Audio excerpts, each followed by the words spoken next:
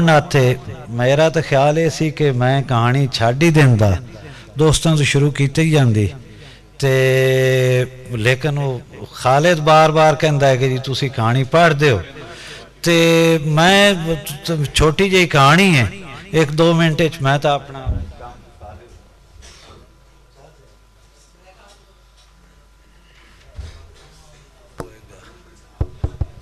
हाँ जी कहानी जी तारू ते हाथ। तारू ते हाथ, छोटा पानी वड्डा पानी।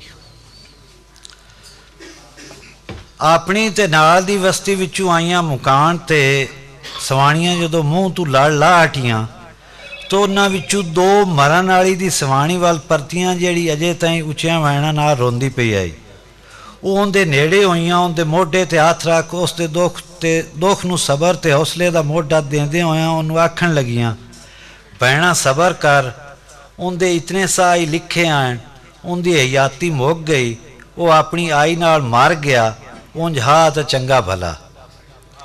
ये गल सुन मरण वाली दी सवाणी मूँह तू लड़ ला छड्या, सुजियां होईयां सूईयां अखां अपनी काली चादर दे पल्लू नाल पूजदे होया डिस्कोरियां विच बोली, मरण तू पहला वो दिसण विच हक्की चंगा भला पर अंदरू नरोया ना हो।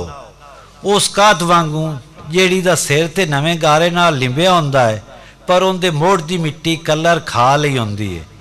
मैनू पक के वो अपनी आई नाल नहीं बोड़ के मोया है।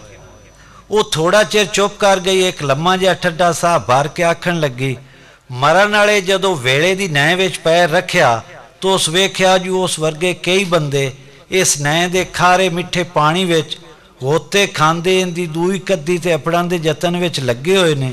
लोकी गोते खांदे काले मट्ठे टुरदे रहिंदे, इसलिए जो जेड़ा भी खड़ो जांदा पानी उहनूं खा जांदा। हर नैं दे पानी दी इहो रीत है।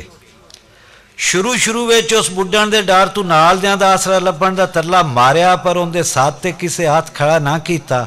पहला तो उन्हें इस गल ते दिल सौड़ा किया, मुड़ सोचा बंदे भी सच्चे ने, वो निमाणे ते अपने बार नाल पहला ही हफे हुए ने, नाले इहो जी गुजरान विच जिथे तन दियां लीरां दा भी बार होवे, कौन दूए दे बार नूं मोढा देवे।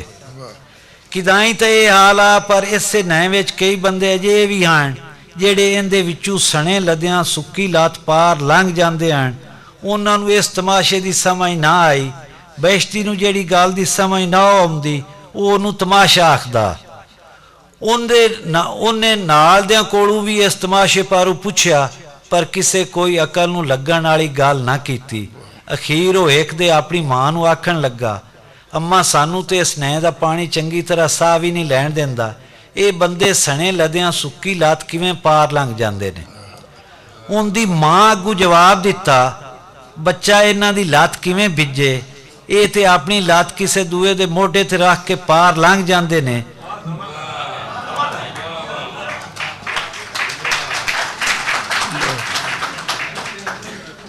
बच्चा इन्हां दी लात किवें भिजे, ये तो अपनी लात किसे दूए दे मोढे ते रख के पार लंघ जांदे ने। जदों तुहाडे जिहां नूं इस नैं विच गोते आउंदे ने, असल विच उदों इन्हां बंदियां दा भार ही तुहाडे मोढियां ते हुंदा है। बच्चा इस नैं दा पानी बड़ा वखरा है, ना बुड्ढण दिंदा है ना तरन। जे कोई बुड्ढण का चारा करता है तो उन्होंने सुक्की बरेती से सट देंदा है, जे कोई सोख ते अपड़न का तरला मारदा है तो उन्होंने घुम्मण घेरियां विचों बाहर नहीं जावन देंदा। ये नैं अपने हिसाब नाल वगदी है, किदाई तो रड़ियां ते टिब्बियां नूं रेज करदी है ते किदाई हसदे वसदे थियां दे चिट्टे रड़े ते उच्चे टिब्बे बना छड्डदी है। इहदे पानी की अपनी रवान है जिहड़ी अपनी मर्जी नाल टुरदी है। बच्चा रवान भावें वेले दी होवे भावें पानी दी, इनके अगे कोई बन नहीं बन सकता। मरण वाली दी सवाणी एक बारी चुप कर गई तो मुड़ बोली, उनकी हयाती दे इन्हां वेलियां विच उनका विआह हो गया तो मैं इत्थे आ गई। मां दियां मत्तां ते इस नैं दे पानी दियां घुम्मण घेरियां उन्होंने पक्का तारू बना दिता, पर वह मेरी देर रखने लई मैनू आखे, तेरे आवन नाल मेरा जिवें हौसला वध गया है, हुण मैनू छेती साह नहीं चढ़दा।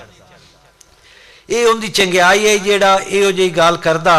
कदे कदे उन्होंने ख्याई विच वेख के मैं आखदी, बैड़िया किसे बेड़ी का तरला मार, या असी किसे उस पासे टुर चलीए जिथे पानी निक्का निक्का होवे।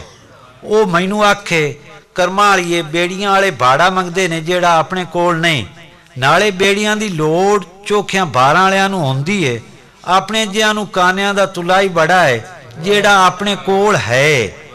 ਤਵੱਕਲ ਦੇ ਕਾਨਿਆਂ ਦਾ ਤੁਲਾ ਜਿਹਨੂੰ ਮੈਂ ਸਾਈ ਦੀਆਂ ਵਰੀਆਂ ਨਾਲ ਬੜੀ ਮਿਹਨਤ ਕਰਕੇ ਬਣਿਆ ਹੈ।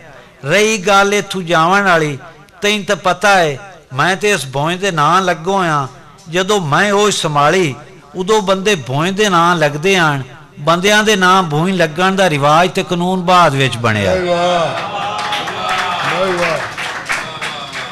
ਇਹ ਕਾਨੂੰਨ ਬਣਾਉਣ ਵਾਲੇ ਦੱਸਦੇ ਨੇ ਯੂ ਇੱਥੇ ਜਿਹੜਾ ਇੱਕ ਵਾਰੀ ਭੋਏ ਦੇ ਨਾਂ ਲੱਗ ਜਾਵੇ ਮੋੜ ਉਹਦੇ ਨਾਂ ਭੋਏ ਨਹੀਂ ਲੱਗ ਸਕਦੀ। ਕਈ ਬੰਦੇ ਆਪਣੀ ਪੈੜੀ ਗੱਲ ਤੋਂ ਫੇਰ ਕੇ ਐਵੇਂ ਈਮਾਨ ਖੜਾਉਂਦੇ ਨੇ ਤੇ ਹੱਥੀ ਵੀ ਕੋਈ ਨਹੀਂ ਆਉਂਦਾ। ਛੱਡ ਇਹਨਾਂ ਗੱਲਾਂ ਵਿੱਚ ਕੀ ਪਿਆ ਹੈ, ਅਸਾਂ ਕਿਹੜਾ ਇੱਥੇ ਹਮੇਸ਼ ਰਹਿਣਾ। ਤੂੰ ਦੁਆ ਕਰ ਜਿੰਦੇ ਨਾਂ ਲੱਗਿਆ ਉਹ ਰਾਜ਼ੀ ਰਵੇ ਤੇ ਅਖੀਰ ਤੇ ਸਾਨੂੰ ਕਬੂਲ ਲਵੇ। ਮੈਂ ਇਹੋ ਜਿਹੀਆਂ ਗੱਲਾਂ ਸੁਣ ਕੇ ਚੁੱਪ ਕਰ ਜਾਂਦੀ। ਉਹਨਾਂ ਦਿਆਂ ਵਿੱਚ ਰੱਬ ਸਾਡੇ ਘਰ ਰਹਿਮਤ ਕੀਤੀ ਤੇ ਸਾਨੂੰ ਇੱਕ ਧੀ ਦੇ ਛੱਡੀ। ਧੀ ਦੇ ਜੰਮਣ ਤੇ ਮੈਂ ਤੇ ਉਹਦੀ ਮਾਂ ਤਾਂ ਥੋੜਾ ਦਿਲ ਬੈੜਾ ਕੀਤਾ, ਪਰ ਉਹ ਬਹੁ ਖੁਸ਼ ਹੋਇਆ। ਆਖਣ ਲੱਗਾ ਹੁਣ ਉਂਝ ਨਹੀਂ ਤੇ ਇਹਦੇ ਲਈ ਮੈਂ ਦੂਈ ਕੱਦੀ ਜ਼ਰੂਰ ਲੱਗ ਜਾਸਾਂ। ਕੱਦੀ ਵੱਲ ਟੁਰਦਿਆਂ ਟੁਰਦਿਆਂ ਕਈ ਵਰੇ ਲੱਗ ਗਏ ਤੇ ਜਿਸ ਦੇ ਸਾਡੀ ਧੀ ਦੀ ਡੋਲੀ ਚੜੀ ਉਸ ਮੈਨੂੰ ਆਖਿਆ ਬਖਤਾਂ ਵਾਲੀਏ ਮੈਂ ਇਸ ਨੈਂ ਦਾ ਤਾਰੂ ਹਿੱਸਾ ਟੱਪ ਗਿਆ, ਅੱਗੂ ਤੋਂ ਹੁਣ ਹਾਥ ਪਾਣੀ ਹੈ, ਕਿਦਾਂ ਗੋਡਿਆਂ ਤਾਈਂ ਕਿਦਾਂ ਗਿੱਟਿਆਂ ਤਾਈਂ। ਉਹਦੀ ਖੁਸ਼ੀ ਖਬਰੇ ਨੈਂ ਨੂੰ ਚੰਗੀ ਨਾ ਲੱਗੀ, ਉਹ ਛੱਲਾਂ ਤੇ ਆ ਗਈ।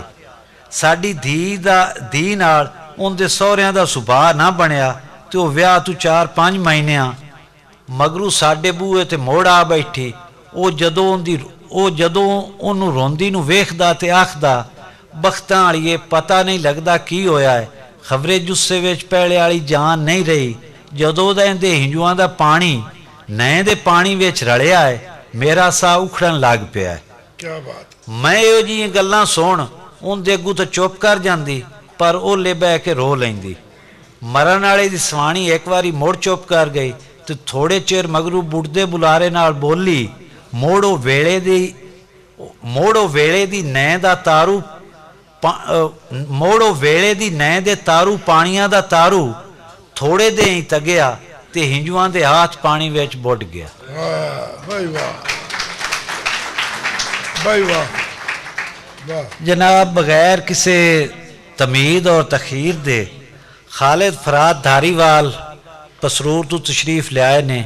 ਵਟਾਂਦਰਾ ਇੱਕ ਇਹਨਾਂ ਦੀ ਕਿਤਾਬ ਛਪੀ, ਉਸ ਤੋਂ ਬਾਅਦ ਹਿੰਦੀ ਤੋਂ ਇਹਨਾਂ ਦੇ ਤਰਜਮੇ ਵੀ ਮੁਸਲਸਲ ਛਪ ਰਹੇ ਨੇ। ਹਿੰਦੀ ਜ਼ਬਾਨ ਲਿਖਣ ਪੜ੍ਹਨ ਤੇ ਵੀ ਇਹਨਾਂ ਨੂੰ ਅਬੂਰ ਹੈ।